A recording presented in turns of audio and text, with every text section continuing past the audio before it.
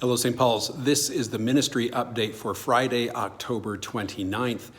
This Sunday, we will have our contemporary service at 9 a.m. and our traditional service at 11 a.m. Both of them will be in-person services and both will be live streamed as well. To attend the in-person service for either of them, you do need to register in advance. Go to our website, stpaulsottawa.com. Click on Register for Service. Make sure you click the right one and just fill out the forms from there and you should be all set for Sunday.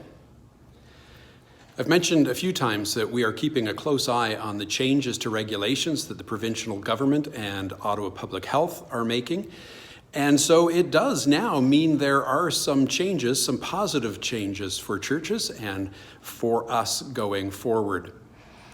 We have to keep in mind that the changes that are now available to us, the opening up further that is available to us is in regards to full vaccination. It will require everyone who's going to participate in whatever activity to be fully vaccinated from COVID-19.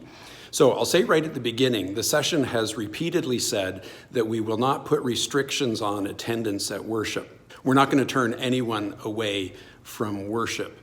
But there are other activities that happen in the church. And so if you are part of a group, a life group, a Bible study, something that meets in the church, so far we've had the seniors group meeting, the knitting group, the ladies' Bible study on Tuesday morning, and there are probably a few others that are meeting. The changes in regulations allow us for our groups, if everyone is verified, fully vaccinated, and it's important that that be verified, then the changes come into place. There are no longer capacity limits, so we're not limited to just 25 people. We are not limited to physical distancing. We can get closer than 2 meters to each other. We still need to wear masks, but probably most significantly, it means that we can have food service in the church. It means you can have a cup of coffee or a cup of tea and maybe some snacks along with that. So if you are part of a group that has been meeting or is thinking about meeting in the church, make sure that you contact the office and check with Tabia to ensure that the time and space are free and open.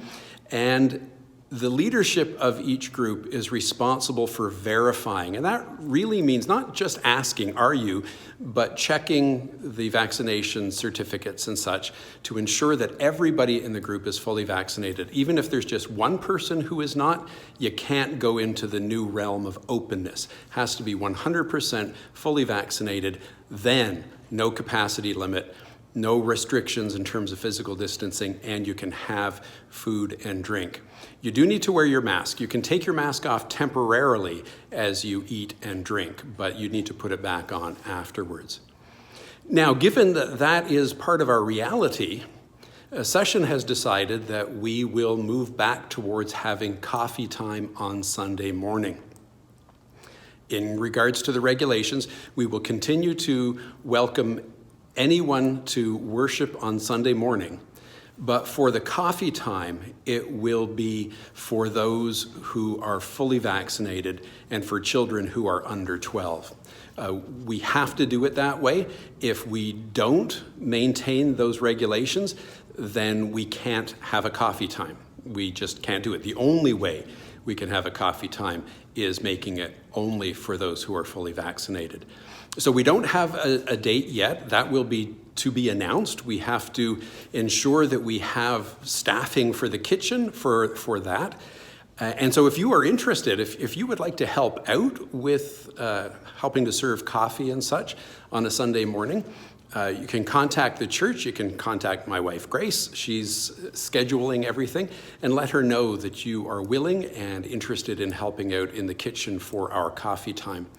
To start with, we are just going to have one coffee time between the two services. So it'll be after the contemporary service, and we would invite those who attend the traditional service to come early and to attend the coffee time as well. And so we can share time together in Campbell Hall.